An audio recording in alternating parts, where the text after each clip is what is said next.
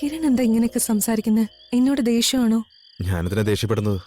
അതിന് ബോസ് എന്നോട് തെറ്റായിട്ടൊന്നും പെരുമാറിയിട്ടില്ലല്ലോ. കിരൺ പ്ലീസ് അതി നിർത്ത്.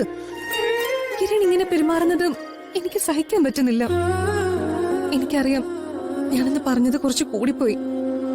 അങ്ങനെയൊന്നും ഒരിക്കലും ഞാൻ പറയാൻ പാടില്ലായിരുന്നു.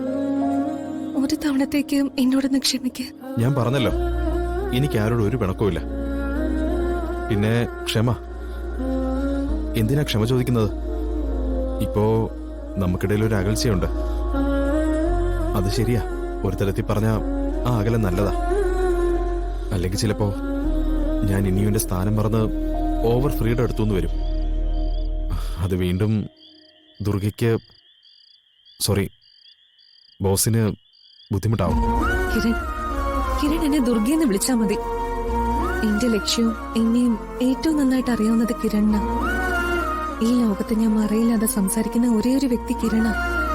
എന്റെ അച്ഛനോടും മുത്തശ്ശിയോടും പോലും എനിക്ക് എല്ലാ കാര്യങ്ങളും പറയാൻ പറ്റില്ല. അതൊക്കെ അറിയാവുന്ന കിരൺ എന്നെ എന്റെ ലക്ഷ്യത്തിൽ നിന്ന് തടയുന്നു എന്ന് തോന്നിയപ്പോ ഞാൻ എന്തൊക്കെയോ വിളിച്ചു പറഞ്ഞു.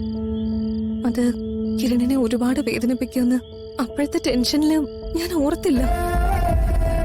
അതെന്റെ തെറ്റാ. അതിന് കിരൺ എന്നോട് ക്ഷമിക്കണം.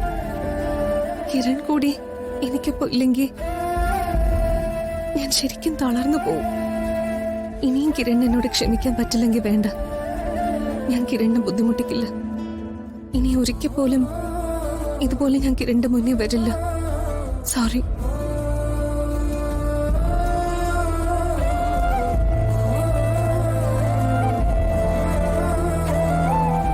ദുർഗ,